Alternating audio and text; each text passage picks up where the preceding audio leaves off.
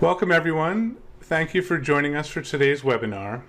My name is David Minot, and I'm the founder and publisher of Autism Spectrum News and the Executive Director of Mental Health News Education, the nonprofit organization that also brings you our sister publication, Behavioral Health News, which addresses mental health and substance use issues. Autism Spectrum News was launched in 2007 and has become the premier autism resource for families and professionals. Our mission is devoted to improving the lives of individuals living with autism, as well as their families and the professional communities that serve them, by providing a trusted source of science-based information, education, advocacy, and a roadmap to quality resources in the community. I encourage you to check out the websites of both of our publications at autismspectrumnews.org and behavioralhealthnews.org, where you will find over 2,000 educational articles available for free to read and share. For more information, you can contact me at dminot@mhnews.org or through the contact pages on our websites. Today, we are presenting an introduction to the Spectrum Innovates Pathway Program, a new model of transition to higher education and the workforce for individuals on the autism spectrum.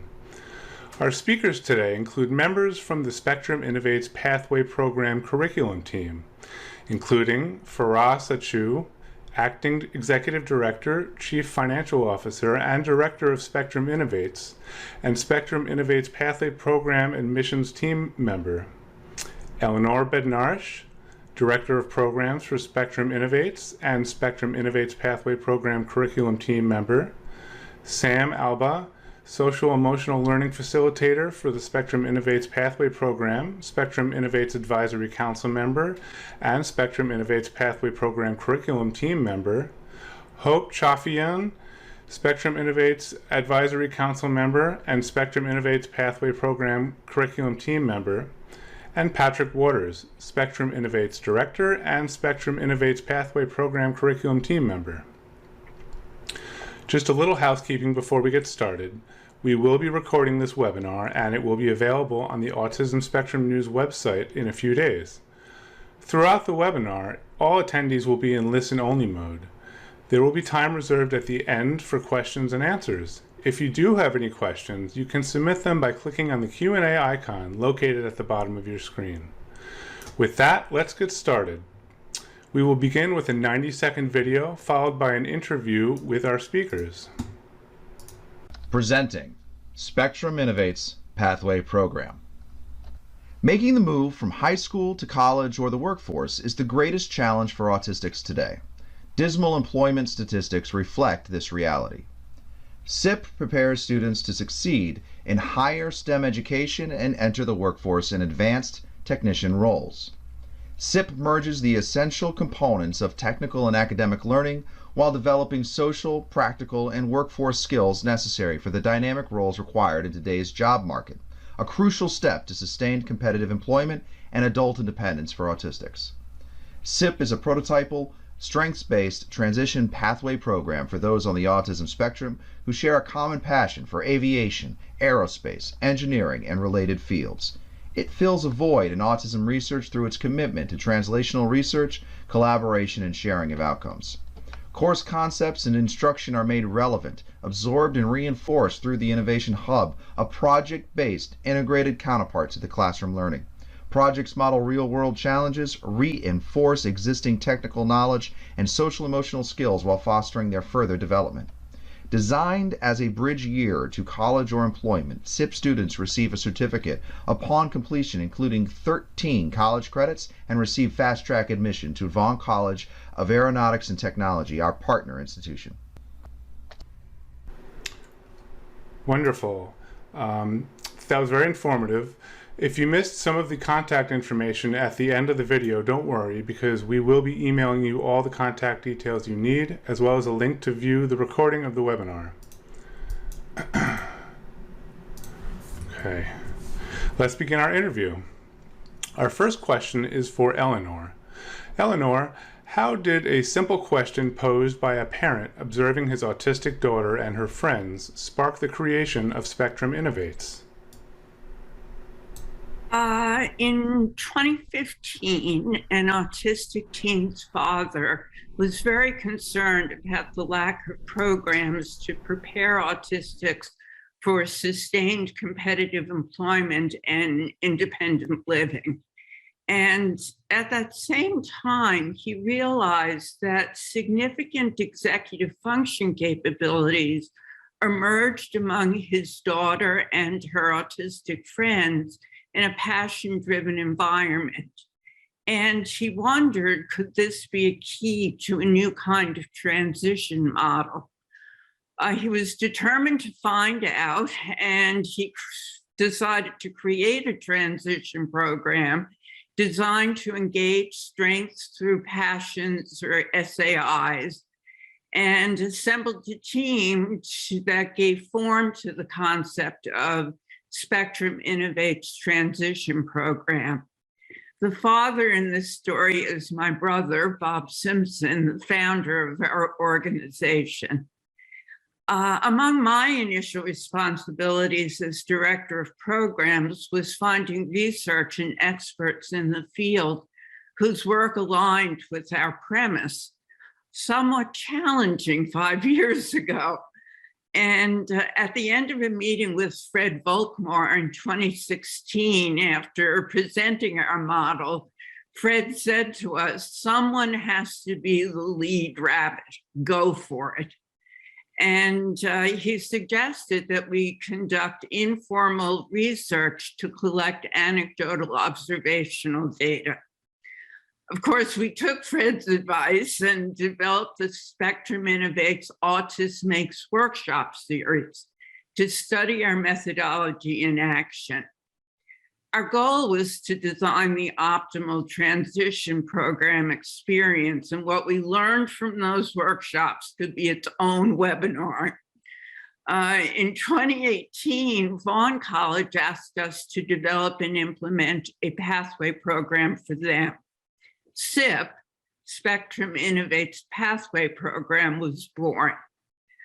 We received an NSF grant from the Advanced Technological Education Division in 2020, and we're preparing to welcome our first cohort of 20 students in July 2022.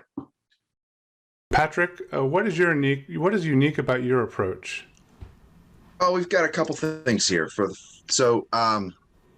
In this particular one, we are centered in a makerspace, right? This program runs through in Vaughn. I'm not sure if you got through the nuts and bolts there, but you were on mute. So we have a program at Vaughn. It is 12 months. It's a 5-day-a-week time frame. We have a summer and 2 summers that kind of bookend the year. So 6 weeks in the first summer, and then 2 semesters during the actual year, and then a 6-week passion project as a capstone at the next summer. The young people have access to dorm accommodations if they need it over at Vaughn College. They can finish their high school requirements, but diploma is not needed. This program's through Vaughn. It has 13 college credits available. It's STEM focused, and then outcomes here. The outcomes here will be for somebody will go through, can come out of the program and join Vaughn as a student, or join the workforce with some skills. So what makes that part of the program unique?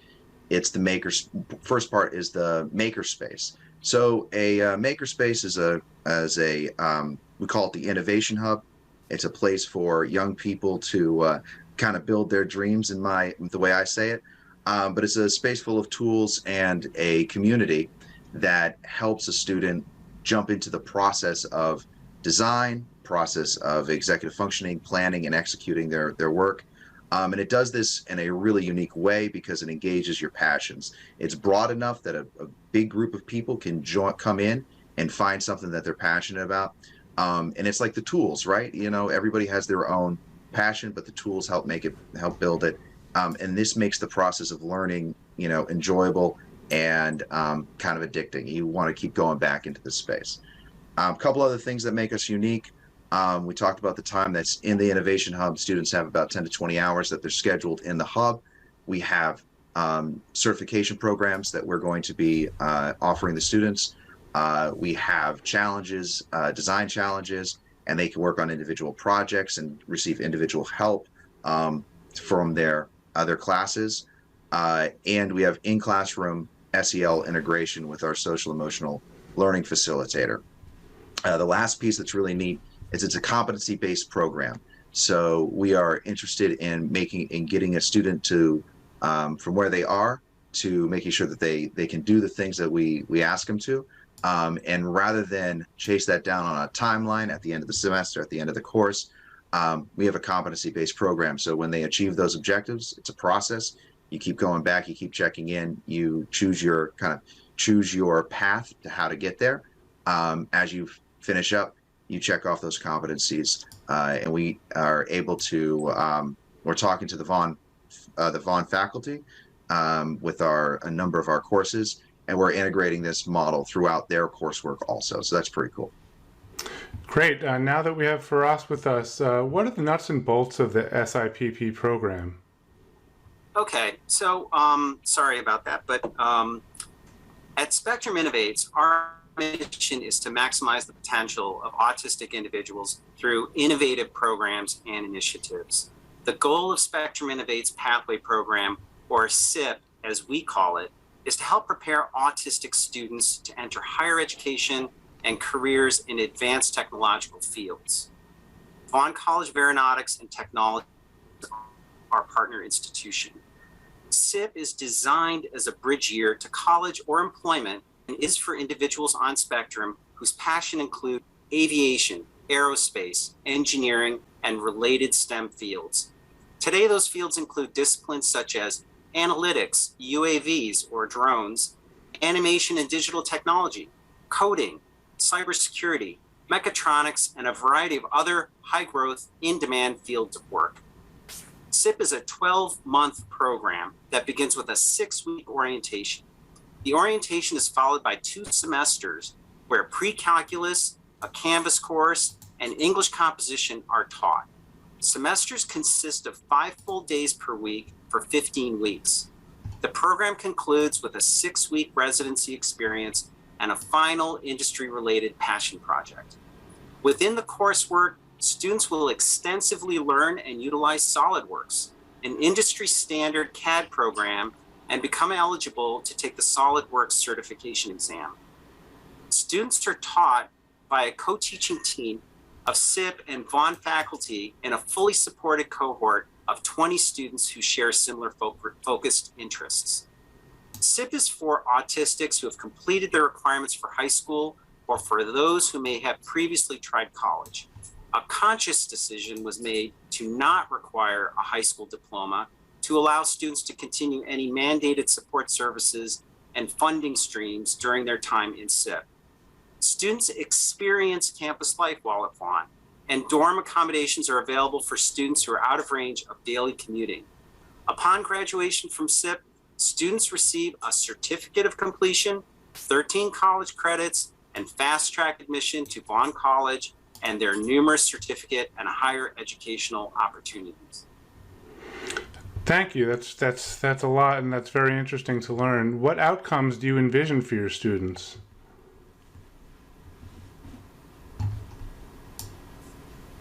Firas, can you hear me? Yeah, we envision our students either moving on into Vaughn College, or they could. We feel that they might be ready for internship programs or entry-level positions, or attending other higher educational institutions. Great. So Patrick spoke about your unique approach.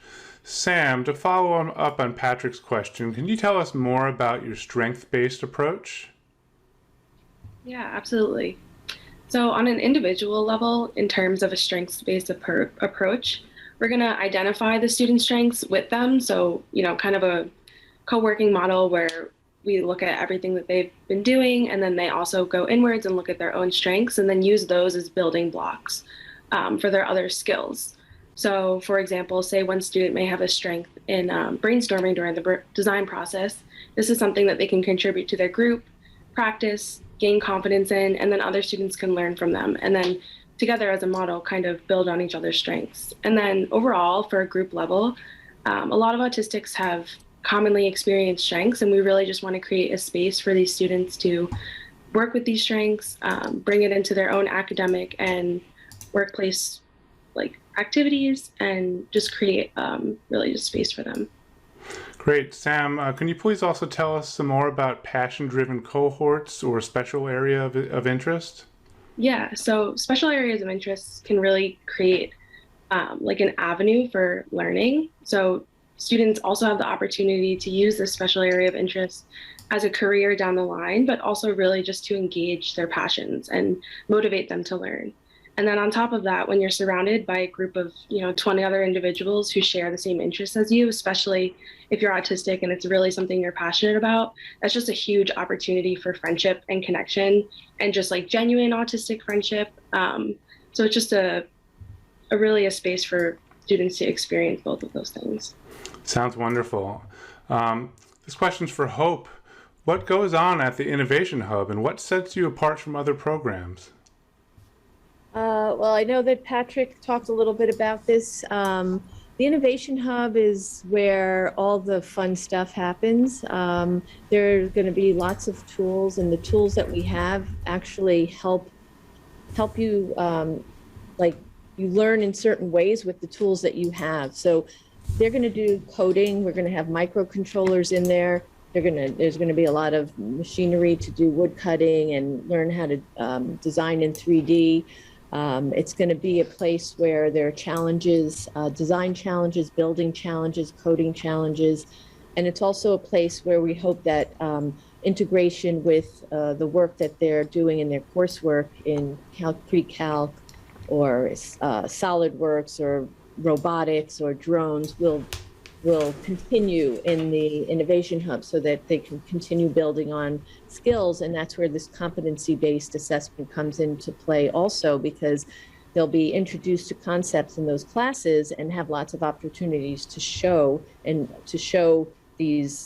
skills that they've learned in different ways in projects. I think that's excellent. That's great. Thank you. Sam, these next three questions will be for you. How do the social emotional learning and life skills support components differ from some other traditional deficit-based models of learning? So overall, our goal with the social emotional learning and life skills component is to really just teach the student and have them have an opportunity to learn how to navigate your academics, your work, and your personal life, really as an authentic autistic adult on your self-defined terms. So involved in that, like I said before, is identifying the student's strengths, building on these strengths, but at the same time, living as an autistic person in a neurotypical world comes with its difficulties. So it's important to identify these growth areas and then kind of co-create a toolbox that helps you grow in those needed areas as well. And part of this can be identifying any areas that could use accommodations or modifications to help you learn better, or just function better in your environment. And then also within the Innovation Hub and your classes, it's going to be multiple daily opportunities to practice these SEL skills, which will then translate to other areas of your life and allow you to flourish. Wonderful. Can you tell us about social emotional learning support throughout the Innovation Hub? Yeah, so they'll have a social emotional learning facilitator present with them all the time during the Innovation Hub. So they'll have mini SEL lessons, short times where they learn the concepts and skills, but then when they're actually they're going through these challenges, they're empathizing, they're collaborating with each other, they're communicating, they're planning, and they're executing problem solving. So there's many skills that just emerge naturally during this Innovation Hub time. And then the instructors provide real-time feedback. So it's like this loop where they get to have feedback from instructors. They look back on the skills themselves, and then say they are working in a group, feedback can come from like the other students that they're working with as well. So what does your own lived experience as an autistic person with ADHD bring to this program? So I would say, to preface that every autistic person experiences their autism differently. So I don't expect that my experience will be identical to any of the students that I will work with, but I do think it brings an element of me being able to empathize with the students, possibly provide insight to my own experience going through transitioning to adulthood, and then provide a model for when it's relevant, and really bring some of my own real life experiences of how I've navigated my own academic career and then my work and my personal life. Thanks. That was very insightful. Thanks for sharing. Patrick, our Makerspace expert, what experience have you had working with a Makerspace model with a neurodiverse population?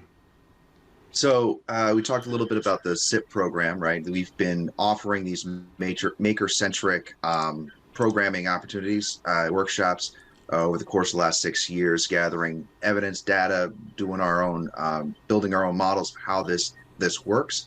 I started off years ago working with neurodiverse population and developed a makerspace specifically for that population out in Houston with the Monarch School. And what's really cool is how this environment really brings out the best, I think, in learners with or without a neurological difference. I love working in them. You can see I'm in mine right now. And there's a lot of cool things that happen. You get a collaboration across kids. They get to learn really hard skills, as I call it. So what I mean by that is you learn a specific thing that you get hired for or that you need to do out in the real world, quote unquote, what the real world is. So whether it's welding, whether it's coding, whether it's woodworking, whether it's design work, it doesn't matter what that hard skill is, but there are hard skills that you have to have when you go out and you have certain technician roles in the workplace. And then the thing that keeps you in that role is your soft skills. And the Makerspace is a great place to practice those soft skills with a group of other people who are very often just as passionate about you and kind of in the same spot, walking down the same path as you. When you are in a makerspace, I find that the questions that we ask each other aren't really like, hey, who are you? It's what can you do and what do you know? And I want to learn from you for that. Everybody is an expert. Everybody becomes a teacher. The educators that are in the room act more like facilitators for a student's learning. And that's really, really, really exciting. And in that space, I've seen a lot of success. I was on Facebook today, and I was checking out, the feed popped up, and it was some of my former students from years ago, and I get to see them find new gigs. I get to see them get married. I get to see them have kids, and the experience of watching them come into my room when they were younger, and not knowing who they were, not knowing if they would ever find themselves, and then watching them pick up a tool and find themselves in that moment and then go out there and be successful in the world has been a real gratifying transition for me, or real gratifying growth for me for them. So that's my story, and I really enjoy it. Thanks, Patrick. Hope, what did Patrick mean about the constructivist approach in the makerspace?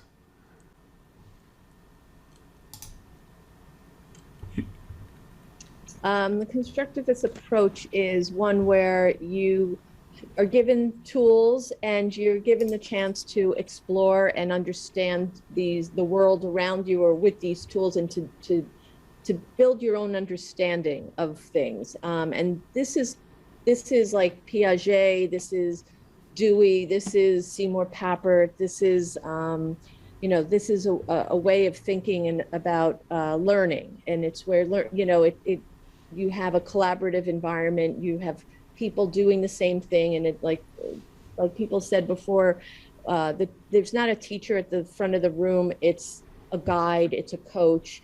Everyone in the room brings their knowledge, and you learn from one another. You can answer someone else's question, someone else, you could see somebody else working on something that gives you an idea. It becomes a place where you just keep trying. You go through a design process. You learn that mistakes are opportunities for learning. There's no such thing as failing. I saw this on the internet. FAIL means first attempt in learning. I love that phrase, and it really, that's this sort of the spirit of a makerspace, is where you're experimenting, you're taking risks, you're trying, you're working on challenges, you're making something, you fail. And by that fail, you have to understand what about it didn't work, and you go to the next iteration, and then you keep working on it. So it's really a spirit of kind of learning that is really a wonderful for everybody to engage in. Wonderful. Patrick, I think a question a lot of people are asking, why makerspaces? Right. So again, we have those kind of our three, I think we've kind of done these three kind of concepts again. This idea of process over outcome, this idea of a continual improvement, of constantly going back, getting the feedback, looking how you performed, if you matched up in your head, in real life, what matched up in your head, and this having a curiosity over rather trying to be correct, which is something that happens, that kind of a coded message that's sent through in traditional academic classrooms. All of these things really mesh with what will work, as the research proves, for a neurodiverse population. And the other one of the things I think about for makerspaces, at least on the idea of educators, is a makerspace really allows good educators to be great educators, and it allows good students to be great students and great learners, and it allows students that maybe have not been successful, have not seen themselves as a successful learner, find that spark and then want to become successful. So I really enjoy that part, and there's a lot of integration and activation that can happen between a makerspace and other disciplines. One of the ones that I saw a lot was communication. Young people had to learn to communicate to their peers and outside, and that's one of the things that a lot of kids get real scared about, is that communicating piece. And the passion really pushes them to communicate because they have something that they want to share with everybody, and the makerspace gives them the opportunity to make that communication happen. So that's why makerspaces with this population specifically. Great. Patrick, I want to thank you and thank everyone for the wonderful information about the Spectrum Innovative Pathway Program. I just want to point out that during the beginning we had a video run and there was no sound. When we have the recording of this after the fact that you all get an email for, that will have the sound in for that video, so we apologize for that. We will go ahead and take some time for questions now. I do see there's a lot of questions that have already been asked, and we should be able to get to them. Just a reminder, please be sure to type in your questions if you do have any more by clicking on the Q&A icon located at the bottom of your screen. If we don't have time to answer all of your questions, they will be addressed in email afterwards. Our first question is for Faraz. Multiple question.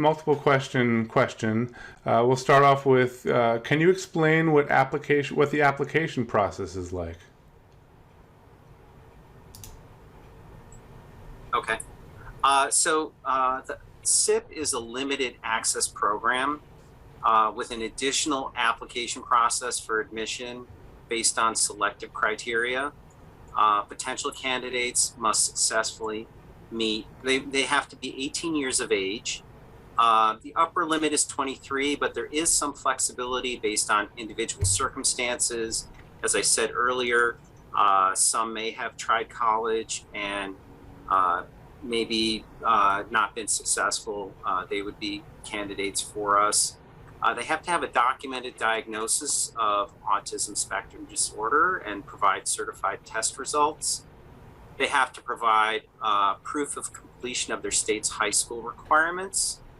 They have to provide documentation of the most recent high school IEP and provide documentation of a recent psych ed evaluation, no more than 3 years old, and submit a video, 3 minutes max, describing the desire to be a student in our program. They have to visit the college campus for a tour and in-person interview. And the admission assessment may be online or in person, and they need to provide 2 letters of personal recommendation. And what is the cost of the program? The cost is $53,000. That includes 13 college credits provided by Vaughn College. That also includes in health insurance as a student, also includes all materials and equipment that's used. So that's what the cost is. Okay. And how can one enroll in this program? Well, they can contact me. Our emails will be provided at the end and start the process. They can go to our website and fill out the information form that will come to us, and we'll contact them to get the ball rolling. Is the program available for those over 21? Yes. As I said, we do not have a hard upper age limit. Somewhere in the mid-20s is probably our upper range. But it all depends on the individual, and it also we anticipate that we may be able to take people who require higher support, not necessarily just quote unquote high functioning or low support individuals, just because of the way that the program engages the individual. It is all up to the assessment team to determine whether the individual is capable of meeting the requirements of the program. Sure. Thank you. David, just to piggyback on that, yes. If Sam could just very briefly review what the components of that assessment is, so there's an understanding of what we're looking at, please. Yeah, so we're going to be looking at a few different domains. A cognitive piece to take a brief snapshot of executive functioning. Also looking at how the student problem solves to see if they would be a good match for the majority of the tasks in the program, which occur in the Innovation Hub. We'll also be looking at their emotional functioning and then adaptive behavior skills, since there is a living on campus component. And then also a brief snapshot of autism traits. Great, that's helpful to know. Sam, while we have you, what research is SIPP based on?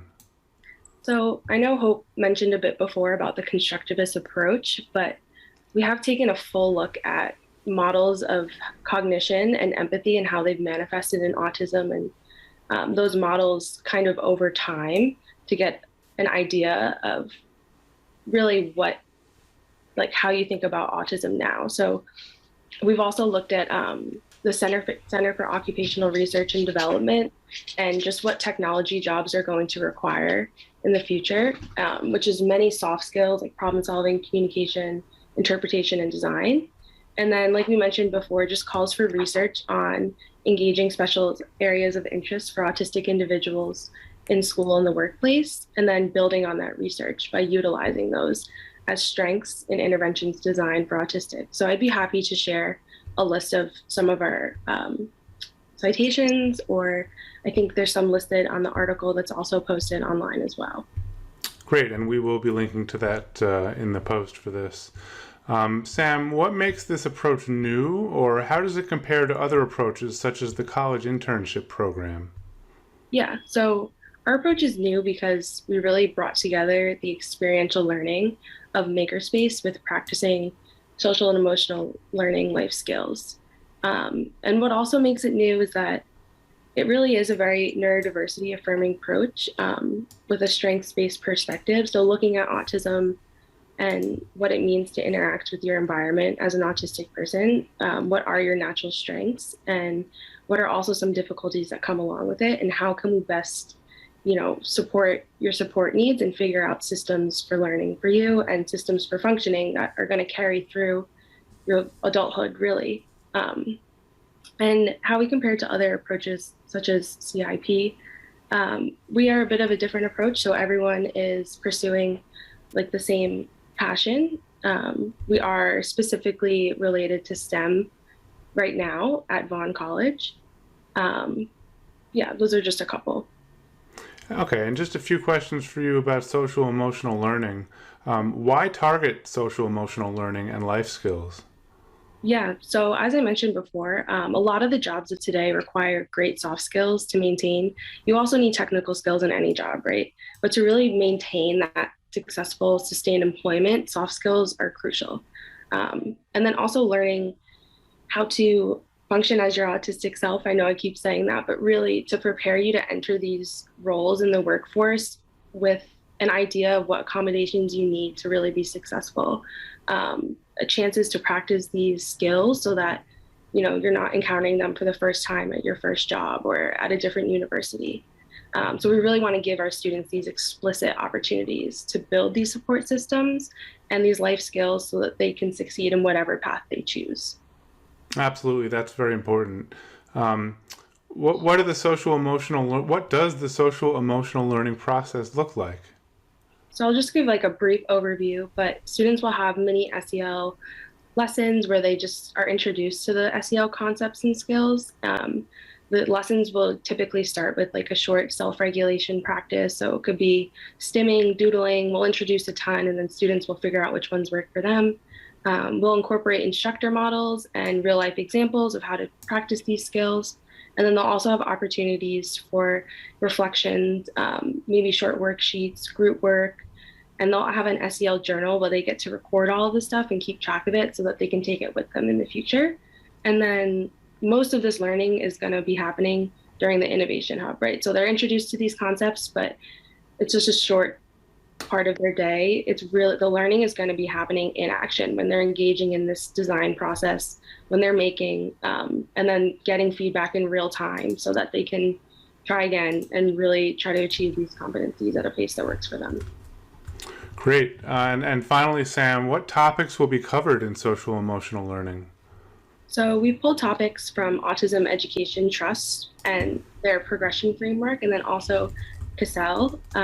So things like self-awareness, self-management, communication, relationship skills, the concept of like masking, support needs, managing your energy levels, self-advocacy, and executive functioning. So it'll go deeper than that, but that's just a quick overview. Great. Patrick, what are some success stories from your workshops and experience? Well, we had some really great ones. So the first one, like we had one of our early workshops. We've seen young people say things to us like, I've never been so free. I've never felt like I've been allowed to make these types of decisions, to grow in this way. We have one of the biggest ones that happens every single time is the sense of community that develops during the workshop. It's really, really, really spectacular when that happens. And then, of course, as an educator that's been in this one, I've told you some of the ones that I've seen young people as they go into makerspaces and they develop their work there. There's a lot of stories that I have of specific individuals. One of my favorite ones was a young man who joined my makerspace in his late high school career. 18, 19 years old, and we did a work, instead of doing a traditional academic program, we developed a work transition program for him. And he learned a lot of how to work in the workshop, how to essentially got him ready for an apprenticeship type of entry-level job. And, you know, on the academic side, he was very often below grade level. And we gave him a lot of tutoring to get him move him forward so he'd be ready for the work. And every now and then, my favorite part is that I get a call every year at some point in time with the update on his life, whether it's he bought a bigger truck than I had when I was his teacher, or what his new job is asking him to do, or now pictures of his kids. The growth here is really, really, really spectacular. It's about finding the, you know, as we're talking about here, we're bringing the young people in, meeting them where they are, finding what that journey might look like for them, and then helping them move along in that journey to their authentic self. Great. Very gratifying, I'm sure. Hope, why hands-on learning in an online world? I know everybody likes to work from home these days, but not everybody can, but it's, and not everybody does. Being together, it's the community aspect, it's the learning, it's the shared learning that you get when you're in a room with other people. It's the questions you hear, it's the way people express their frustrations or their, you know, I love the like aha moments. It's learning by seeing and watching and doing, and you can't replicate that. You know, I work in the summers. I run, I'm one of the facilitators of a workshop for teachers online, and we've been doing that online for past 2 summers. And we managed to get it done, and you know, they're working with the same kind of equipment. It's not the same though. You know, some things work really well online, but you need that that tactile experience and the community aspect of being with others, and where you can be the mentor, you can be the expert, and you can be the learner all at the same time. Great. For us and Eleanor, what are the implications for the future of educational practice for autistic and allistic learners of all ages? Well, I'll start that one off. I've been an educator for many, many years, and I really, from my heart, believe that excellence in teaching applies across the board, that the methodology, the root of good teaching really works for everyone. And so in my ideal world, this kind of approach infiltrates right from the beginning of the learning process all the way up. You know, we focused on the transition time for developing this program because transition is such a critical and crisis issue in the autistic community in terms of sufficient and successful methods of doing it. But I envision a world, I'm a Pollyanna, where this is just happening as part of everyone's educational experience from the beginning, where, you know, just this idea, the one concept that can be so powerful of integrating the social emotional learning and life skills into whatever skills, academic, cognitive work you're doing at any point as a learner. I mean, they so inform each other. How you feel about things, how you respond to things, we know impacts your ability to learn. That's a no-brainer. We also got that same sentiment sent to us from an NSF evaluator who reviewed our grant. And she made the comment that this doesn't just have implications for the autistic community. This could potentially impact education across the board. And that, I mean, that was amazing to hear. It's one thing for you to hope it and think it. It's another thing for somebody who's reviewing your grant to say it to you. So I really hope through, collegial spreading of the word, through workshops, through dissemination of ideas, our materials and whatever will all be openly available, open source. So, I hope we can start a ball rolling there, or join other people who are thinking this way. Thank you, Eleanor. Frost, do you have any comments? Yeah, and Eleanor, you had shared with me that at the ATE conference that you attended. Ah, yes. Well, go ahead. No, go. Yeah. Oh, I'm sorry. Yeah, that they were trying to do the things that we were doing. Yes. And they were often encountering a bit of resistance, to such what was perceived as dramatic change. But there is definitely a movement at the higher education level in the STEM fields to try to form consortiums and centers to do this kind of approach with general population students. So we're in good company. Great. I think maybe one more question. And we may have touched on this already, but just to reiterate, could one of you please explain the criteria and how students are chosen for this program?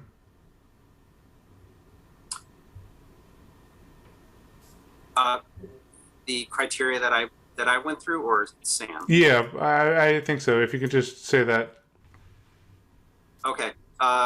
So the criteria is at least 18 years of age. Upper limit is in the mid-20s. Documented diagnosis of autism spectrum disorder, and provide certified test results. Proof of completion of state high school requirements. Documentation of most recent high school IEP.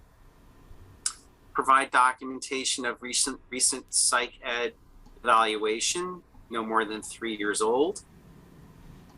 Submit a video, 3-minute max, describing the desire to be in the program. Visit the college campus for a tour, an in-person interview, and complete the admission assessment, which could be done online or in person, and 2 letters of personal recommendation. If you want to, send me an email or fill out the information form on our website, I'll be happy to send you an email with the requirements. Thanks for us. And just everybody, we will have all the contact information available for you afterwards. It looks like we've covered all of our questions. I really want to thank the panel of speakers for the wonderful information you've provided today. For more information about the Spectrum Innovates Pathway Program, or for details about their upcoming in-person open house taking place on January 8th, please visit spectruminnovates.org. Thank you again for joining us today, and stay tuned for future webinars featuring leaders speaking on vital topics of interest to the autism and behavioral health communities. Thanks, everyone. Thanks, David.